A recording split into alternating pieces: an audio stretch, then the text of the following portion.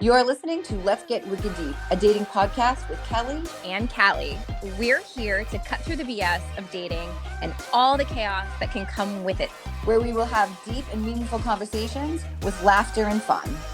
It is time to get wicked deep.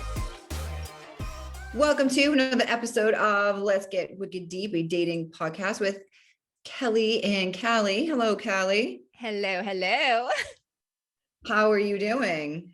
I'm doing really well. It's, we're made it through another week. I'm so happy to see the sun, and it's good stuff here. That's like so great. On today's episode, I kind of want to give a little bit of a background to what goes into making this podcast that we do. It's so much. There are so many moving parts. Well, it's funny because today is the day where it's what is today, May 19th? Is that the date? Yeah, that we're recording this. Okay. Yeah. So today is the 5th anniversary of Let's Get Wicked Deep. So it's very exciting because I started this podcast 5 years ago, and then today it's something completely different than what I thought it was. But it's interesting because since Kelly, you have been invited on the show and have, kind of taken it on with me, things have changed a lot and it's gotten like so much better. But I just think it's so funny how when I used to record a podcast, I could record the podcast, edit it, and then publish it in 35 minutes if I so wanted to. Flat. Now, today, when Kelly and I got on the phone, because we do our pre-show conversation, we talked on the phone for 2 hours. Yeah. Which is standard practice. Literally, where it's like, okay, I got to record with Kelly, take the whole day off.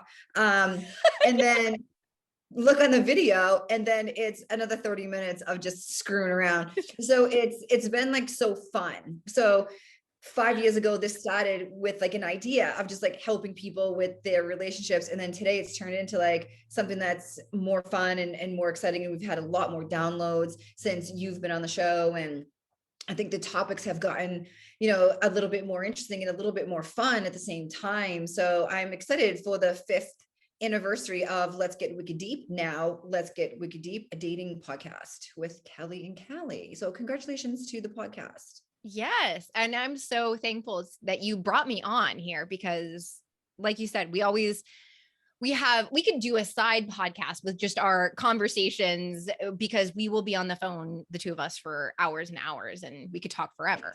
So yeah.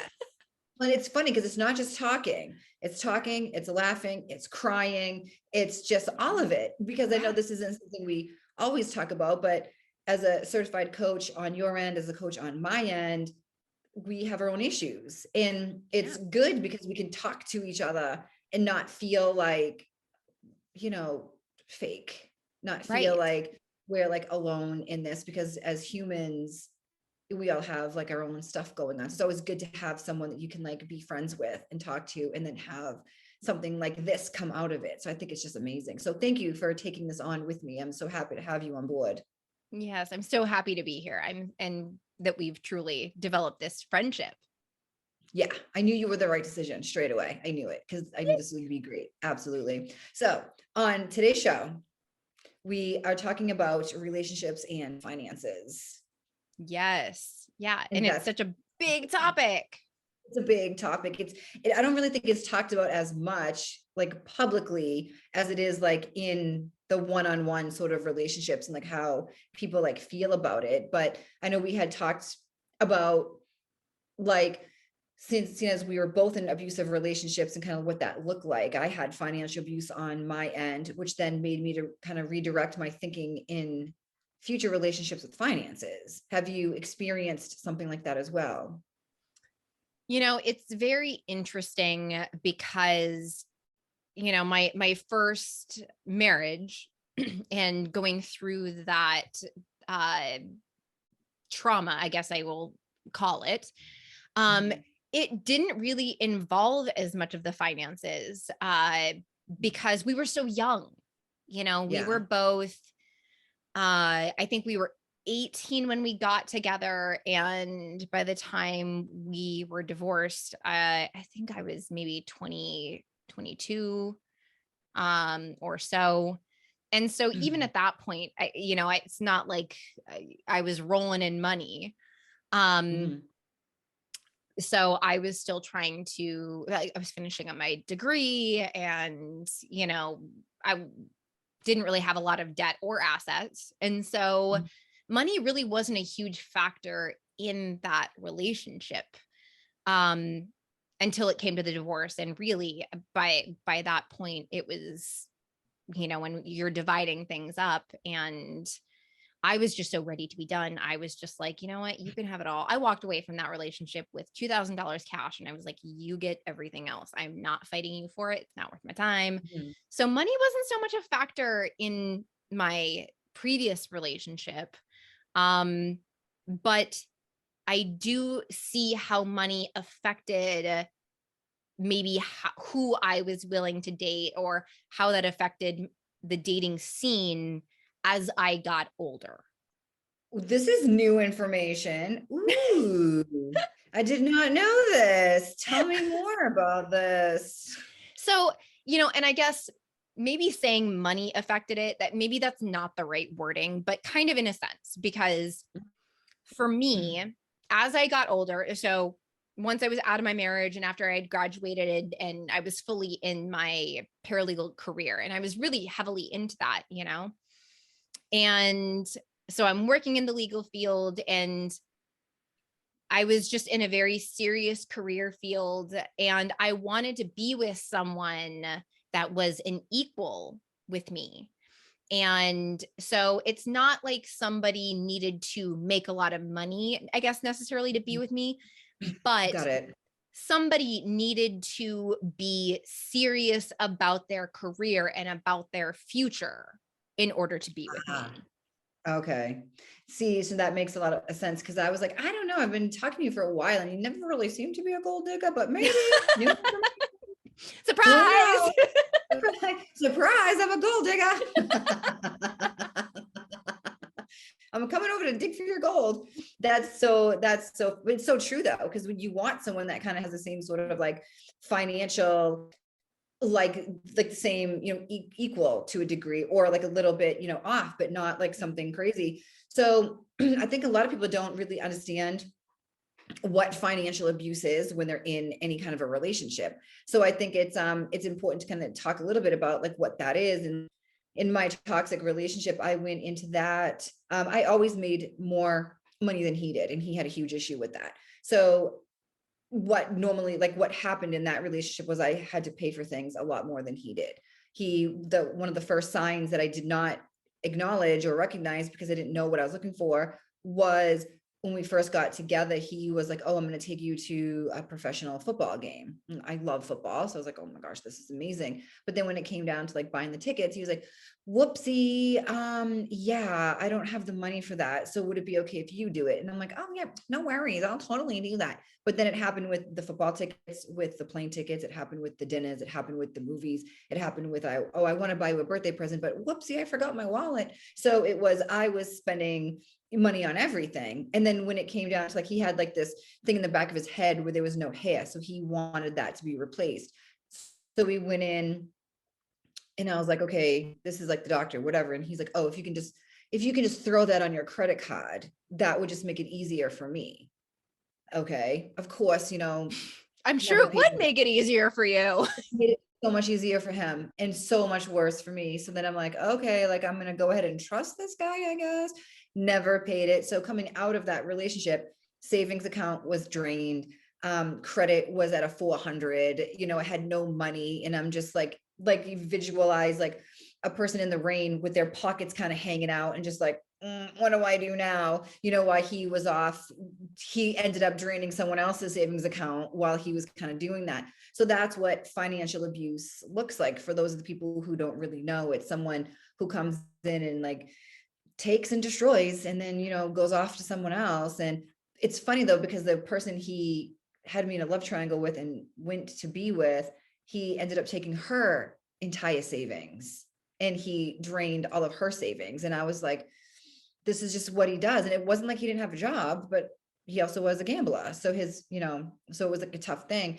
But in that relationship, he also had difficulty with me making more money than him. He hated it. He would insult me and put me down and try to get me to not, have the money that I had. And he tried to control me in that sort of way. So it's now important for me while dating to find someone that has their life together financially, where I can pay for things if I want, he can pay for things if he wants, where I'm not going to have to rely on someone else to take me on a trip or vice versa. I'm not going to be in a relationship with somebody who's like, whoopsie. The second someone says, whoopsie, I forgot my wallet, I'm going to leave you high and dry without your wallet on the side of the road. Like, I'm not falling for that again. You're going to have to call your mom to come pick you up because I'm out. Hopefully she gave you a dime to go on this date, to make that one phone call if you need it. People in my generation know exactly what that means. But if she didn't, I'm leaving you. Sorry. There's no more whoopsie on my end. Yeah. I will say it's so funny that you say that, because literally just this week, I was driving around and I kept doing that thing. When you get in your car and your car's like almost on E, you're like, oh, I got to go to the gas station. And then you get in your car the next time, oh, I got to go to the gas station. So I kept doing that. And so finally it was to the point where I'm like, okay, I seriously have to go to the gas station. So I'm going to pick my, son up from his appointment, and then I'm going to go to the gas station. And my husband called and asked if we could swing by and just see him at work, to say hi. And so I did. And as I was pulling up there, I was like, oh, I really have to get to the gas station and I don't have my wallet on me. So I pulled up to his work, and we were there to say hi. And then I was like, can I have your credit card? Did he give it to you? He did. Yes. And, okay, but the first time in the decade that we've been together that I've been like, hey, can I have your credit card? I don't have any money. Did you say it like that with the hair twirl? I did. I was like, hi, so I love you so much. No. No, but the first time that happened in, like I said, over a decade, and even still going to do that, I had certain feelings about it, because I'm like, I'm not that girl. I am not that girl. Mm-hmm. It is a big feeling when you have to ask someone for something, and it's really, really difficult, where I will go as long as I need to without asking anyone for any kind of money for anything, because the only one, if I ever needed any kind of money in any way, shape, or form, I would ask my ex-husband.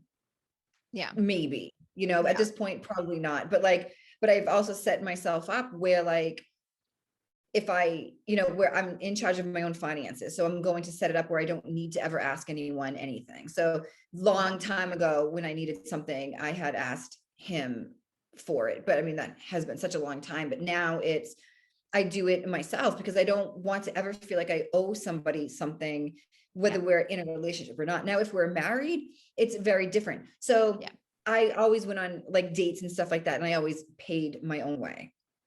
I did not like it when anyone else paid for me, because I felt like they thought I would owe them something. I have one friend, his name is Scott, and whenever we go out, I am okay with him paying. Mm-hmm. Always okay with him paying. And I'm just like, you can go ahead and pay for me. He's the only one, because he will not feel like I owe him anything. Yeah.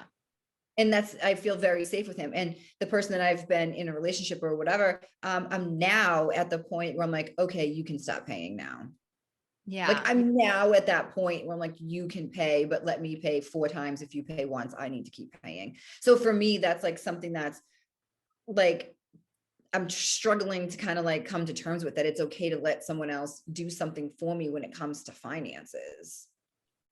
Yeah, absolutely. And it's kind of a weird thing to wrap your brain around, when like yourself and like myself kind of having this idea that I want to be an independent woman, and financial independence is very important to us.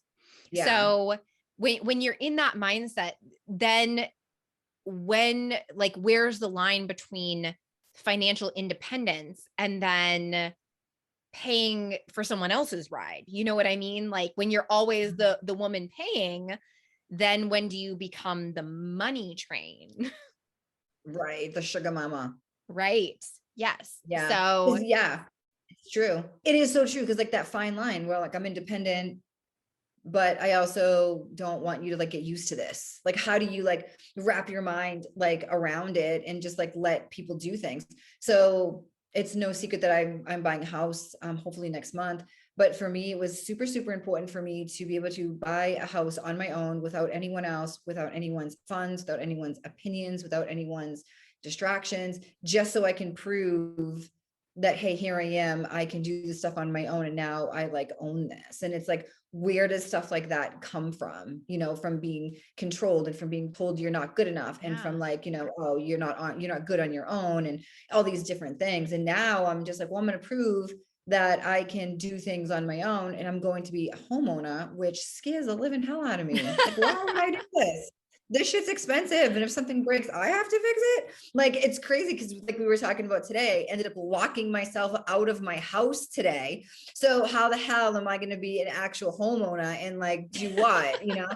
So it's like a scary thing. So it's like the links that we go to show that like, yeah, we can do this stuff on our own, but it's also okay to have a partner with us. So how do you, you know, find that like line of like independent, but also wanting a partner?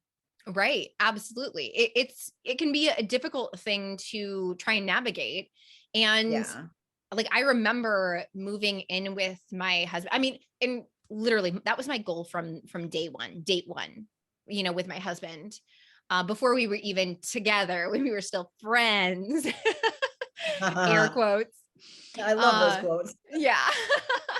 That's But I funny. mean, even the times that we were going out together before we were together, when we would go out to the movies, he's like, oh, I've got the tickets, okay, then I've got the snacks. Mhm. Or, you know, if he paid this time, it's, hey, how about I get the next date? And so it was always my goal to be a 50-50 partner, not only for Right. myself, but so that he knows that, Yeah. you know, I'm not looking for you to take me out and wine me and dine me. And like, that's just not who I am as a person. And there's nothing wrong with that if that's who you are and that's your Right. expectation, but Mhm. that's not me. And so he Right. needs to know who I am.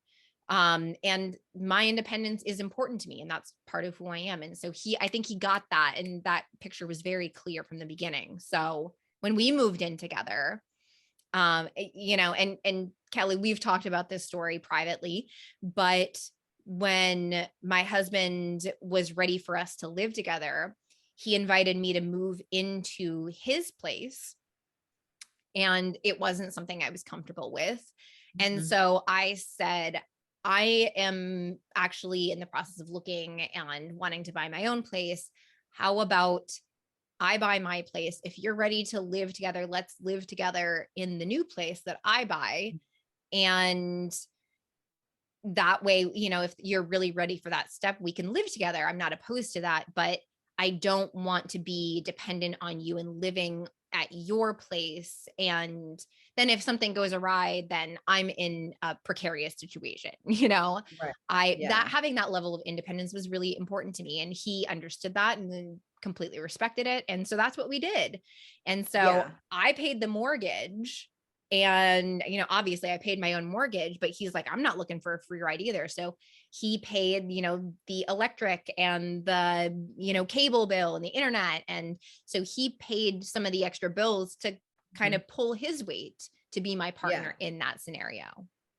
So I think, yeah, it's a good thing to kind of set yourself up where it's like in the event something happens, like you're safe, like you're Right. good, you know, where it's like, you know, I don't think that he's going to kick me out of his house if something goes crazy, but at the same time, I want to feel safe and secure that like at any time, you know, Judy isn't going to come knocking on his door and all of a sudden you find out Judy's 8 months pregnant and you're living in his house. And now what the fuck am I going to do? So, Right. you know, it's so scary.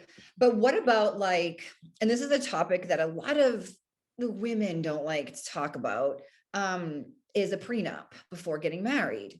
So Yeah. I know a lot of people are like, oh, a prenup just means that we just think the relationship's going to fail. I personally have a different idea on that. You know, I think that like if I meet someone and he has a fish company and it's massively successful and he has, you know, Tom's Fish Diner all over the world, and we get married and then get divorced, am I really entitled to any of Tom's fish money? No, I'm not entitled to Right. shit, actually. So it's one of those things where a lot of people kind of go into a relationship like, well, no, I want like, I want money if we get divorced or this or that. But on my end, I feel like if I get married again and the guy doesn't have fish markets, I have fish markets. Right. So my prenup's going to look like this. So it's one of those things where it's like, it's not that I would have someone sign a prenup because I think the marriage is going to end. I'm going to have someone sign a prenup because I'm not stupid,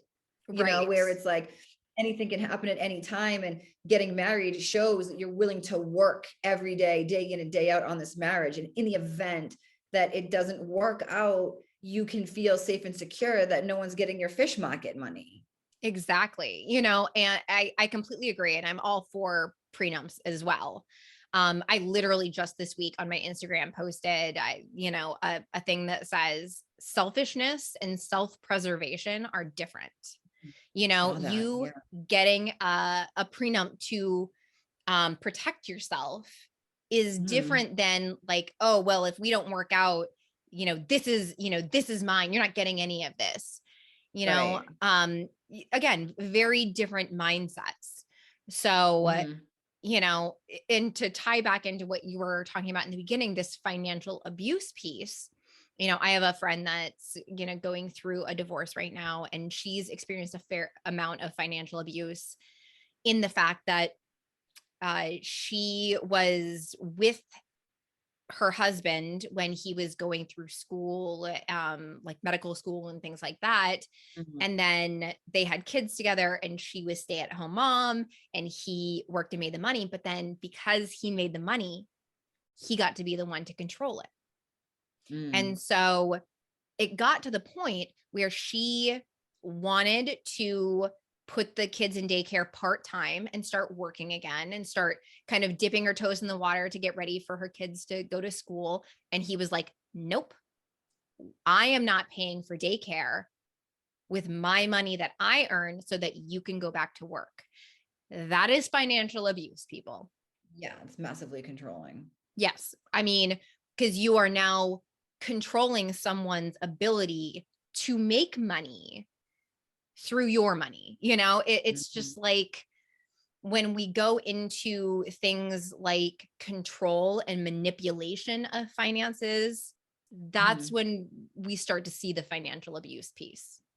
It's interesting though, when you have a situation like that, where it's like the wife stays home with the kids and the dad, does work or whatever. But it's always interesting because like we'll hear that so often. Well, he makes the money, it's his money. Well, if you have kids, if it's just a husband and a wife and there are no kids, yeah, it's his money. So Sure. if it's you have kids with someone, it's not just his money, because it's your home, you're taking care of the kids, you are supporting him enough where he is able to go to work every day. You are taking care of the stuff at home, you are taking care of his kids, you are doing your thing, and he is supported enough to go off to work every day and do what he does without any interruption. Right. So Right. he's able to do all these things. So at the end of the day, it's their money. It's Right. she's supporting him in doing what he can do. So often we look at moms and wives who stay home. It's like, oh, they just stay at home. And that's the one thing that my ex-husband was always really, really good about, where he would never allow someone to say, oh, she's just a mom or just a wife, because he's like, I've been sick and I've seen what she has to do all day. That's like not easy stuff, So it's like you're doing all these different things, but then when you have that mentality of like, oh no, this is like my money because I made it, you can go fuck yourself, because that's actually not accurate, because you're doing these things all day and like trying to juggle one child, never mind like three. So you have like two parents, you're outnumbered with two. Imagine one mom with three kids. Okay. So here comes the circus sideshow, and people look at moms who like let their kids dress up like a Power Ranger. Yeah, I'm gonna let this guy dress up like a fucking Power Ranger because I'm tired, and it's like, but oh, it's his money. No, that's such bullshit. It is such bullshit when people say stuff like that. It really, really is, because it's not his.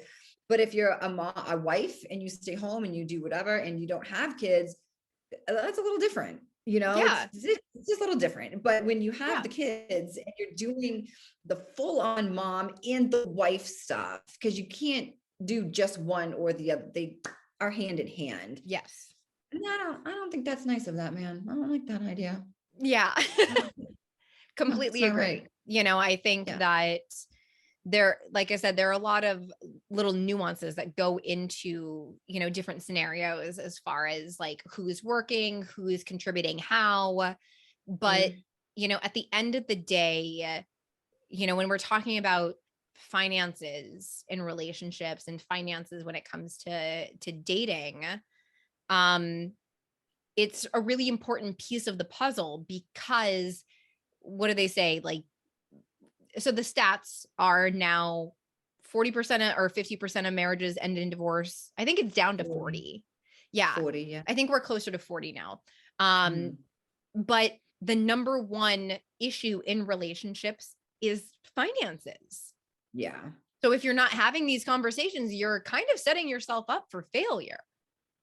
Yeah. And I think that the thing that people don't ever talk about before they get married is like dating now as an adult, like as I say, as an adult, like this, like in this mature age of 900 that I am, it's like, I'm beyond having kids. So when I date or when I did date, it was very different. Where if I'm going to meet someone, chances of me helping him build a company or helping him with his career are very small versus when I was in my 20s or my teen years when I met my ex-husband and we built the company together. So when you're going into a marriage young like that and you don't have anything and you build a life, you are absolutely entitled to a lot more than what you would be entitled to if you're meeting someone at 45 and they're already like, they're sort of like done with what they're doing. So when we're dating now, it's very different because it's like we're looking at someone who can kind of compete with us and kind of be where we are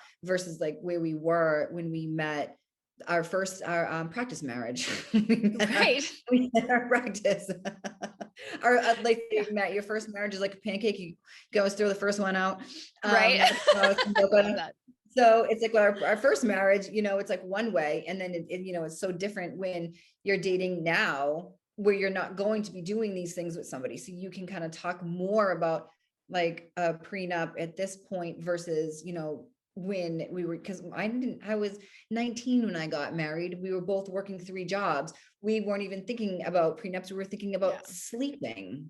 Yeah. So it was like, then we built the company and it was time to get the divorce. It was interesting. However, he was a good man and could have gone in one way, but didn't look at me as like, oh no, I'm not giving her anything. He looked at me as not his ex-wife, but the mother of his kids. And like, what does the mother of my kids deserve versus you were a wretched wife, horrible woman to me, but you are the mother of my kids. So what does the mother of my kids deserve? And so many times when people get divorced, they look at the way the wife was and they don't look at how she was as a mom. And that's Yeah. like where like the big problem comes in, I feel anyway, in my opinion. Yeah. No, and I completely agree. Because again, even my husband and I, when we got married, and we got married in our I was in my late 20s, so he was around 30. We had talked about the prenup, idea, and we had decided against it at that point simply because coming into the marriage, we had almost equal assets. So he owned his house and his vehicle. I owned my house and my vehicle. We both had retirements. So we were very close in compatible. Yeah. Right. In asset, like what we have. And so everything that we have now, we've literally built together, and, which is great. But you're right. If, and I like knock on wood, I was to have to be single again, and date again, it would be a very different story later in life. Now, when I actually have things of value that could be different from what a partner might have. Yeah, it's interesting because like with the situation I'm in, the relationship, it's funny because people are just like, oh, like prenup, blah blah, and I'm like, hell yeah, and they're like, well, what about like him? I'm like, what about him with his job that he does, which I never ever speak of his job, but his job, he puts his life on the line every single day. Mhm. Why exactly am I entitled to his money? So if we had Right. kids, that would be different. So I'm not entitled to his money. I'm not entitled to his retirement. I'm not entitled to his pension or to his 401k. We could get married tomorrow and be married for the next 50 years, and that money is not mine. That is Yeah. his. And if in the event something happened to him and he's like, I'm leaving all of my money to this dog shelter or to my mom or to my family, I would not be upset at all. But I also set myself up where I don't need that from him. Right. So we're going in it where it's like, this is his and this is mine. I wouldn't, and I had someone had said that to me, like, oh, you don't think you're entitled to like his money? What? What have I done? Like, what have I done to be entitled to one penny of his money? If he wants to take a trip, that's amazing. But I do not expect him to like owe me anything just because we get married. Like when people get married, you don't stop living. It's not like, oh, I'm married. I made it. Oh, I don't have to work anymore. I'm married. The fuck? No, that's not how that shit goes. You get Yeah. your ass up and work, or you stay home with the kids and you do your thing, but it's not like, oh, I did it. Now I'm just gonna have a lemonade at noon every day because I'm married. Right. Like this isn't the Oh, 1950s anymore. Like we're yeah, done that's with not how that that shit. Yeah. Oh yeah. Women want equality. When is your equality? Get your ass up and work. So it's, like, it's like so hard because it's like, I'm not entitled to one thing that he does. Now, with that being said, if he's like, hey, let's open a pickle factory. Do you know how to make pickles? Well, I know how to make pickles. Okay, cool. Let's do that. And then in 3 years, our pickle factory is worth $80,000 or whatever. Then hell yeah, that shit's mine. But the stuff that he does now that he's had before we got together and the stuff that he's even creating now, that's his. And the stuff I'm doing Yeah. now, it's mine. Like, Right. this is like my stuff. And if I Yeah. want to give him something, I can, but he's not entitled and I'm not entitled. And people have such a hard time, like, accepting the fact that, like, we are two individual people with our own careers and our own bank accounts, that we don't have to like swap money out just because we're together. Right. Absolutely. So how do you think that the money situation and the asset situation and what you have going into a relationship affects who you're willing to date? I mean, Like, are you gonna date the guy that's working at McDonald's for $12 an hour? it depends. Is he retired because he made a bunch of money in Bitcoin and now he's doing something for fun? You think Like, working at McDonald's is his passion project? hey, you know what? Helping the community it could be undercover boss. You don't know. It could be McDonald himself. You just never know. But That sounds like a Kelly dating story. Started dating this guy, also found sounds out he like was Ronald McDonald.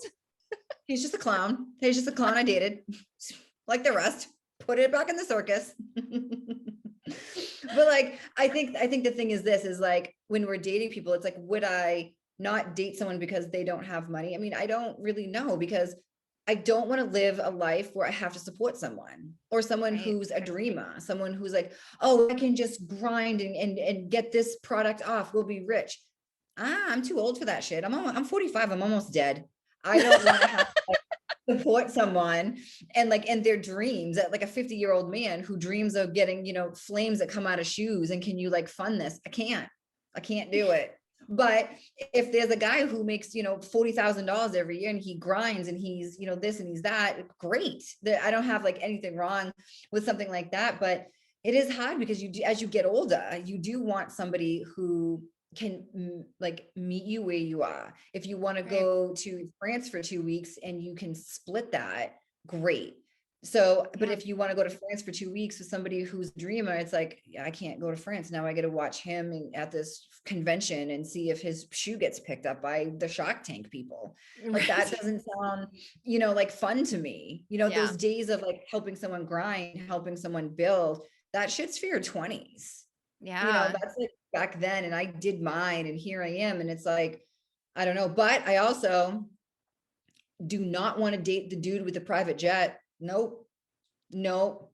Not my bag. Not my bag at all. I am not going on your jet. You go, I'll meet you there. I'm going to take Southwest real quick because I don't want to feel like I owe anybody anything. And I don't want to feel like a man is taking care of me in that way. If it's like a thing where it's like, hey, I did this and we can do this one time. Okay. Like maybe, but at the same time, like that shit makes me uncomfortable. Yeah. Like I don't. Perfect word. I mean, if you are putting yourself in a situation where you are uncomfortable, like that's a sign, that's a red flag. Like this isn't for you.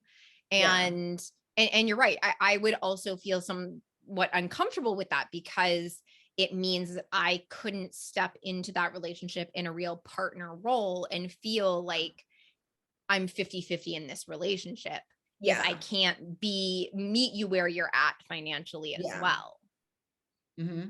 Yeah, that would be very uncomfortable. Like a person that makes a lot of money like that, that's like not for me. I have a lot of friends that are very successful and they do like, and if my friend is like, hey, do you want to go on my jet? Hell yeah, because he's not going to expect anything from me. And it's like my friend and I can even order a Diet Coke if I want. But if it's a guy that I'm like dating, I'm just going to be like, I'm going to sit in the bathroom and, let me know when we're there. But it's just, it would make me like super uncomfortable to be with somebody that makes so much money that they can do all of these things. I want hugs, not Uggs. I don't need jewelry. I'm wearing a flannel shirt for goodness sake. Like, I don't want the jewelry. I don't care about a big ass house. I drive a Genesis and I love it. I don't need extraordinary things. I just want a person that like wants to get like Panda Express and like watch a romantic movie and hug me. Was that too much to ask? Nobody on a private jet's going to be getting you Panda Express. They're going to be Panda Expressing in shit from friggin' China. I don't want that served like a panda. Like, I don't want this served to me on an actual panda. Give me the fast food shit from down the street. Damn. So there's like the whole like that space where it's like somebody who can like, who isn't like so in dream world, they can't provide anything, but somebody who's like so extravagant that it makes you uncomfortable. And I know a lot of men are like, oh, women don't want men like that. Women want men who are honest, who are accountable, who have courage, who want to hug you, who are just like available and who like listen to you. They don't need private jets. And I mean, there's some women like that. We all know, but the majority That's not us. are not like that. It's like, I just want that damn hug. Yeah, that's exactly. Exactly. And it's like the whole idea of, again, that partnership that I think that most of us want and are striving for. Again, finances play a role in that. But at the end of the day, to me, what's more important than the money itself, like I said earlier on, is the drive. I'm always somebody that's doing, I'm constantly busy, I'm constantly going, I'm constantly grinding, I'm constantly improving. And I want somebody that has that as well. And it's not about necessarily the dollar signs. It's about, can someone match my energy and like go at life with me? It's funny though, because when we have like that whole thing, because I'm very, very attracted to intelligent men. Who are driven, who are successful, who are motivated, who always have like new ideas, who are always challenging me to grow. But those motherfuckers have no time. Yeah. They have no time. So it's like, they are so busy growing and developing. And I had said to my ex-husband one day, because my ex-husband is very successful and he's the same way. He didn't have any time for hugs. And I said to him like, I just want to like find someone that like wants to give me hugs. And he's like, listen, he's like, you have two choices. He's like, you can either find a successful, driven man who is responsible and who will, be there for you, or you can find some dumb who's going to hug you all day long. He's like, so you just need to make a decision. So I'm like, he's like, so you're not going to be able to find a successful, driven sort of man that's going to be around to like be emotional with you all day. So I'm like, shit, those are my two options. So it's interesting because I wish that there was more of a balance, but I think the balance in that sort of thing comes when they're older and they have like that time to kind of, do that whole thing. But with him, he's always gone. I don't know. We don't talk very often, but like, he's always kind of gone and doing his thing, but it's hard to find like someone successful and driven and massively intelligent who wants to like lay around all day and give you hugs. That's not going to happen. So Yeah. it's like, you know, how do you find like that balance? So you either be super secure with being by yourself and kind of, you know, doing your own thing and taking advantage of their time when they have it, or being with somebody that isn't as driven and successful. Yeah. But has the availability to give you all the hugs and cuddles that you want during the day. Yeah. And then I find myself like selling feet pictures because he can't pay for the friggin' mortgage. So it's like, all right, this is where we are now. We're on Right. feet.com. Yeah. 5012. Go to www.calisfeet.com. If you like white toenail polish, look me up. Gotta pay my bills. Oh So man. I got a hug, I'm not a doer. So Yeah. it's tough. It's like you gotta like figure out like what's more important. And I don't know. It's a tough one with this whole thing. So being financially independent with a man that is also the same way, but also driven, versus being financially independent and babysitting a man who has dreams. And I know how that sounds, and someone's going to be like, oh, this is not all men. Yeah, no shit, it's not all men. We get this. We're just Right. talking about generalization of like what it's like to be female and dating out there with like these two sort of like options. Yeah. To a degree. Absolutely. I mean, even myself being married to my husband, again, he's very career oriented and very driven, and I love that about him, and I do not want to change that. But I will say that sometimes I have to remind him, like in the chaos that is our life and the busyness of our schedules, like time out, stop. All right, motherfucker, like I need some hugs and cuddles. and it literally takes me like stopping and like, hey, I need the emotional stuff right now, and he'll give that to me, but I have to ask for it, you know. But it's not going to come like naturally. He's not going to be like, I'm driving home right now. When I get there, I'm going to hug you so friggin' hard. No, that just never happens. Not like, and they might do that if they're love bombing you. They might do that, you know, in the beginning when they're trying to like win you over, but then it like changes. It's like, where's my hug? It's like, that sounds like a personal problem to me. I've heard that before, where it's like, oh, I just want to be hugged. Well, it sounds like a personal problem. Anyway, so it's like, you know, when you get like the successful people, they're not usually emotionally available. Usually they're just like emotionally unavailable. And what's interesting is how they get there. So when I got pregnant with my oldest, I was 17, and my ex-husband decided that he needed a job to support the kid and whatever. And he has not stopped working since. So was he always emotionally unavailable in this way? No, life happened. It came at him. Yeah. So he changed everything he was doing so he could provide for this kid that's now 27 years old. So it's, you know, and then of course we had more kids, but like it just never stopped. And now he's in the zone of like, must provide. And it just doesn't stop. And a lot of men get to these points where they have to provide, not because they were born that way, but because life came at them. And now we have to meet them where they are. Yeah, absolutely. Completely agree. Well, I think that's going to wrap it up for this week's episode. But but next week we are coming at everybody with a super fun topic, and something that I feel like most of us have experienced at least once, if not a zillion times, which is being lied to. Ooh, being lied to. Yes. Everybody's favorite. I love being lied to. I always say my favorite hobbies are like hiking, walking on a beach, and being lied to. Because it's always like a fun twist. Like, is it a lie? Is it a truth? No one knows. What's my prize? Heartbreak. So it's, you know, one of those things where it's like, yes, lie to me. Yeah, come on. So yeah, it's definitely an interesting. We've either done the lying or we've been lied to, and how often does it happen? And can a relationship survive a lie? Yeah, absolutely. We're gonna get into it next week. We'll be finding out next week. Till then.